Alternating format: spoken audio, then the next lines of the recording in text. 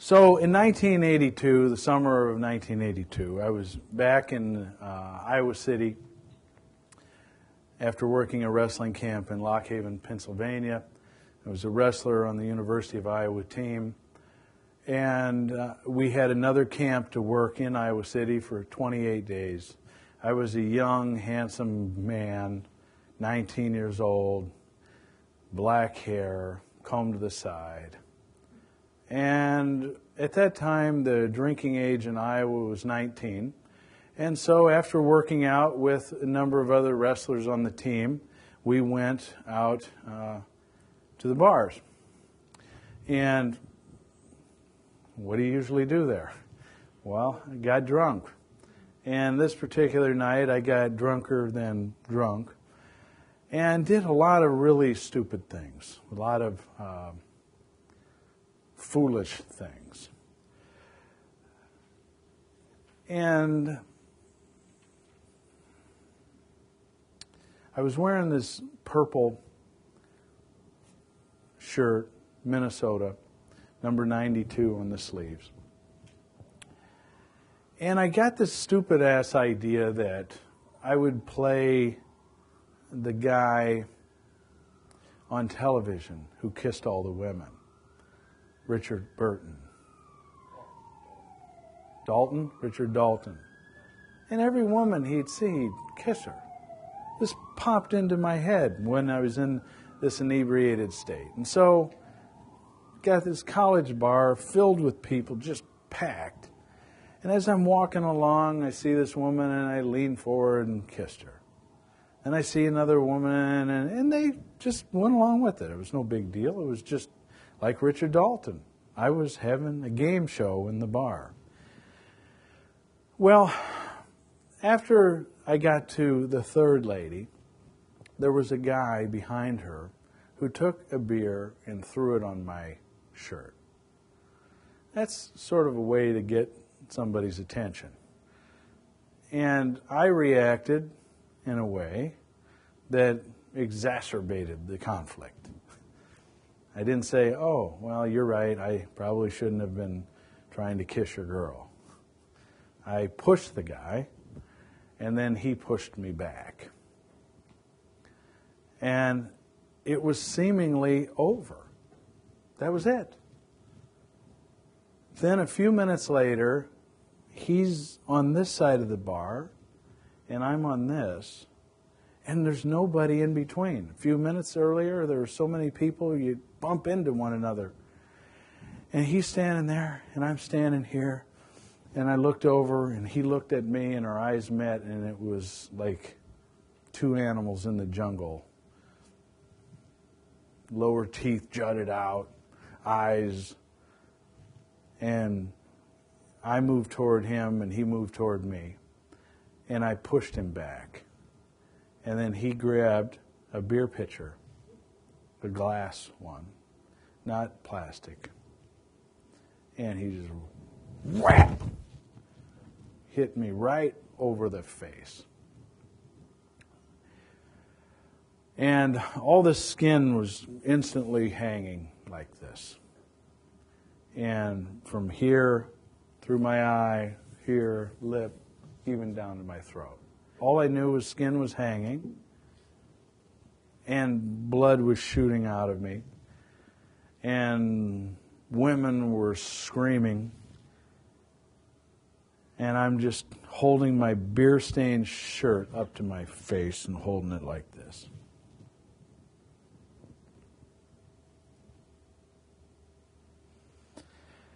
And one of the other guys there jumped behind the bar because the bartender wouldn't stop serving drinks to call the ambulance. So he jumped behind the bar himself and called. And then I got escorted down the stairs and sat on a bench waiting. The next thing I knew, ambulance was there. They had me stand up. They said, "We want you to sit down on this other chair." So I started sitting, and I'm sitting, and I'm sitting, and I'm sitting. Where the hell is this chair? It's pretty low. Next thing you know, I hit the bottom of a surface, and I was pushed back. And they had my head all wrapped up in gauze. And they're driving me to the University Hospital in Iowa City. And they're asking me, what's your name, how much money's in your wallet, all sorts of things like this, to see how awake I was and how drunk I was. And then the next thing you know, I'm behind a curtain.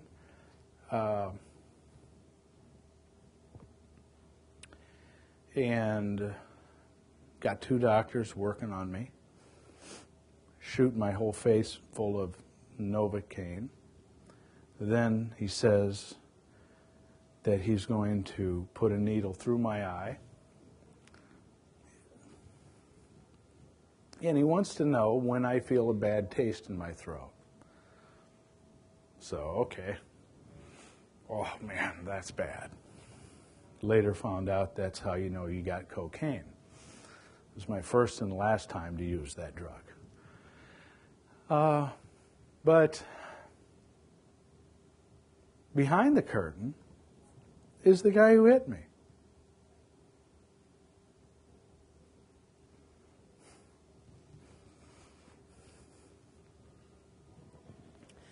And I'm lying there very calmly, realizing I screwed up. And I'm lying there and just letting them work on me, digging glass out of my face and out of my eyes, out of my eye.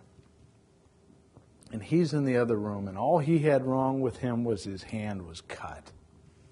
And he's yelling and screaming and cursing at them and, oh, that hurts, and all this type of stuff. I just laid there quietly doing breathing exercises, keeping my body relaxed. And I asked the doctors, how long is this going to be before I'm done? About an hour and a half. I'm thirsty. Can I have something to drink? The water you're drinking is right up there. And I look. Yeah, but that one doesn't go down my throat. Doesn't matter.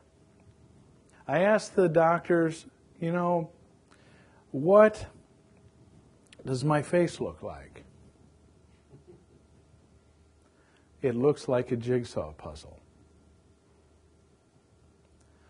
Then, before they got underway of really stitching me up, a guy shows up at my bed.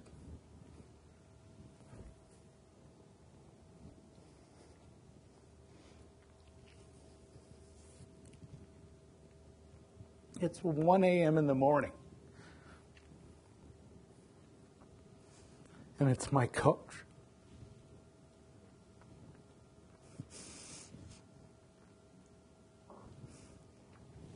Who is also my idol and the person I looked up to and admired the most. And he's standing there and he's asking me what's wrong because I started crying. I felt so ashamed.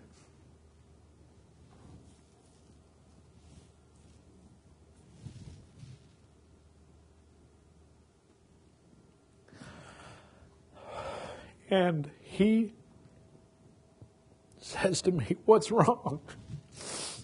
And the doctors say, well, Coach Gable, they knew who he was. 1972 Olympic champion. Said this is sort of a traumatic experience that he's gone through. And he says, oh, okay. I get it. He got it. He'd gotten it a long time ago. When he was 15 years old, he was on a fishing trip with his parents in Wisconsin. And his sister, who was 18, stayed home. And she was going to go meet them the following day. She never showed up.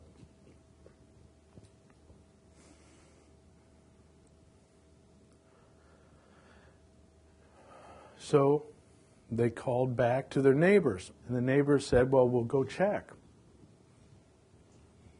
So they entered the house, and they found her body.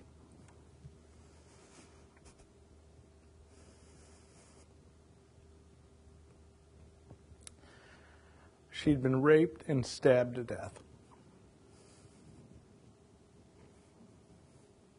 On the way home,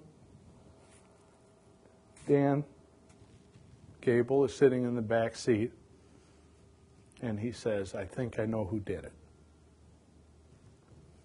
His father stops the car, pulls him out of the back seat, leans him up against the trunk, and just starts whacking the hell out of him. "Why didn't you say something? Why didn't you tell me?" He said, "I didn't think anything of it. It was just a guy lipping off in the neighborhood, said some things to her. I never thought he was going to come back and kill her." So they went back to their home, and the family's just being ripped apart. A lot of drinking and fighting. He's the only child left. They won't even go in her room. He walks in, stands like this, and says, "I'm moving in to Diane's room." The parents look at him and went, "What?" So this was a man I admired. Not just because he was an Olympic champion, world champion, national champion, not just because he was 180-0 before he lost, not just because he worked his ass off and overcame the worst odds in certain ways. This is a small guy. You'd never think, he didn't have big muscles. You'd never look at him and go, "Oh, he's going to just kill people," when he gets on the mat with them. But he made himself great. And he always said, "I must have won the state championship 1,000 times in my basement before I ever won it for real." What did that mean? Shadow wrestling. Imaginary partner. Imagining what he's doing. Imagining winning. Doing this all the time. And he's standing at my bedside. And I felt ashamed, but at the same time I felt, man, if there's anybody I wanted to show up right now, it was him. And I was surprised, because at the time I wasn't very good. I was just a so-so wrestler on the team. I wasn't even on scholarship. I wasn't the number one guy. And he was there, and he cared about me. And I never forgot that. And the biggest part of the story is that I, in spite of the scars, in spite of the pain, 2 weeks later, I'm on the mat with a mask covering my face so there's no impact. I got letters I recently found, me writing home to my parents telling them, "Well, it's a little hard to train this way, but I'm going to do it. And I'm going to rise above this." And I had many fears and doubts that no woman had ever loved me, no way I'll ever get married, who wants to be around a scar face, and so on and so forth. I found out most people never even noticed.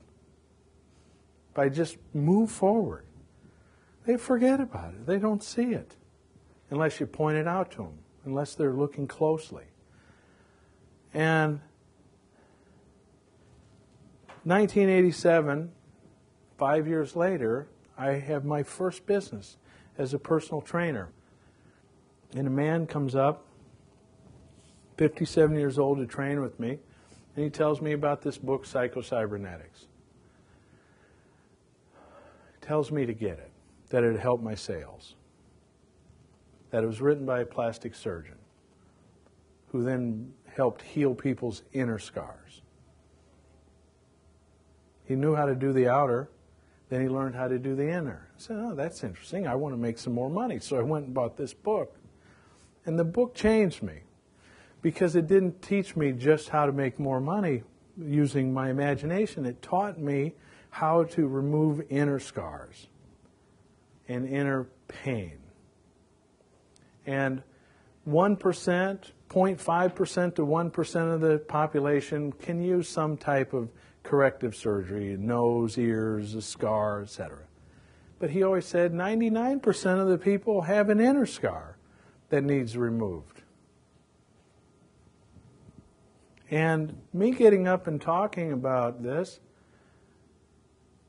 is a very healthy thing for me to do, because not what it does for me. Because I've lived with this since I was 19. Even though it's emotional when I tell the story, even now, at times. The biggest part of the emotion was that Gable showed up. My coach was there. The part of getting hit, I've long since forgiven the guy who did it, let all of that go, forgiven myself for everything, but still this moment of this guy showing up and caring, that still hits me hard.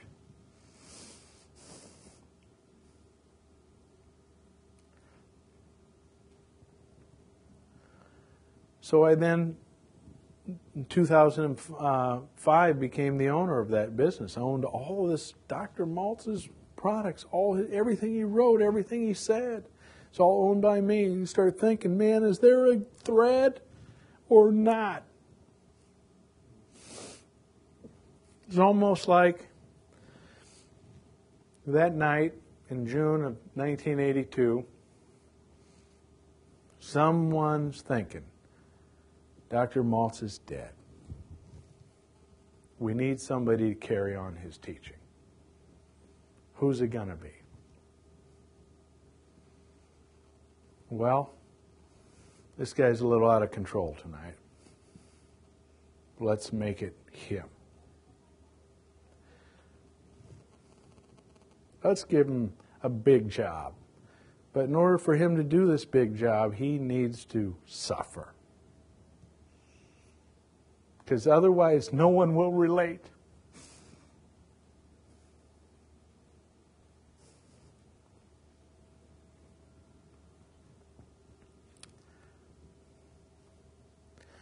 So that's my story.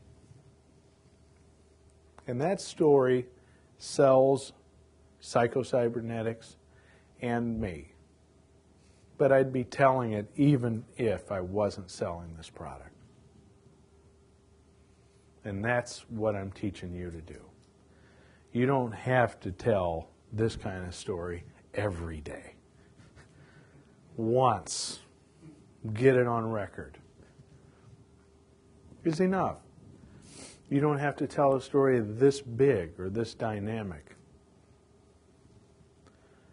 Just tell your story and be real. Tell your client's story.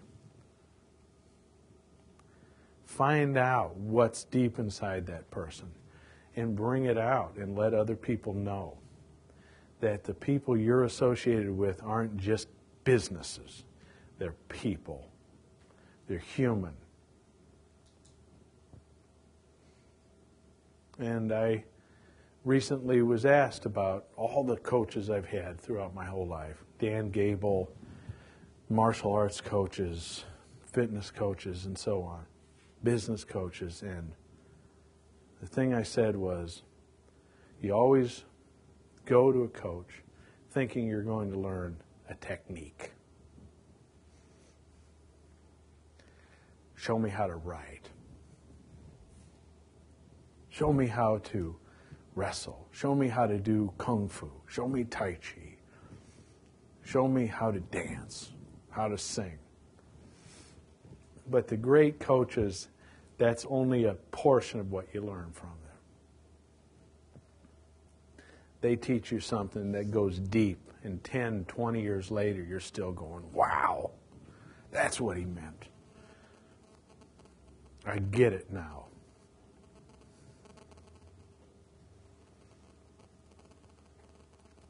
And the message is,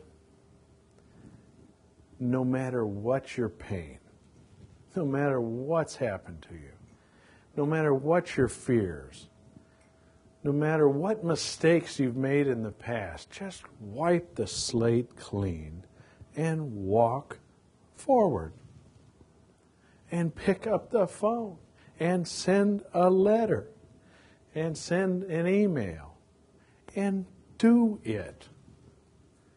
There's nothing stopping you. I've seen people succeed at a high level that compared to you, they are bumpkins. You'd look at them and say, there's no possible way this person can succeed.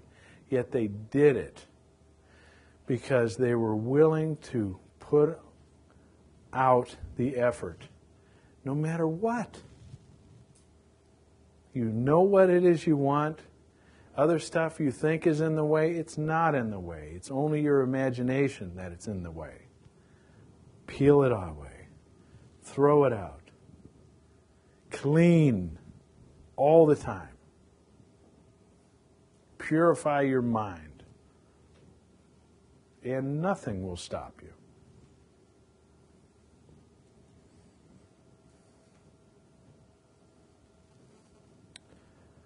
Well, does anybody after this